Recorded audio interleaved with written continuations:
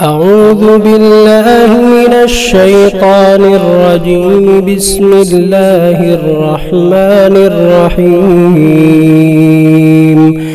هل أتاك حديث الغاشية؟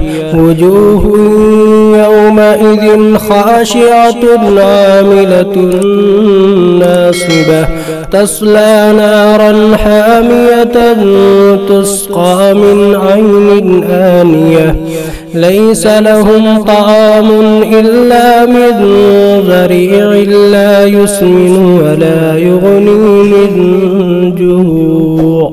وجوه يومئذ ناعمة لسعيها راضية في جنة عالية لا تسمع فيها لاغية فيها عين جارية فيها سرر مرفوعة وأكواب موضوعة ونمارق مصفوفة وزرابي مبثوثة.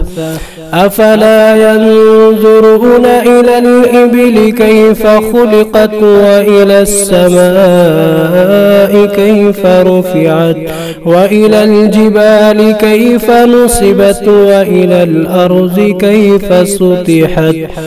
فذكر إنما أنت مذكر لست عليهم بمسيطر إلا من تولى وكفر فيعذبه الله العذاب الأكبر.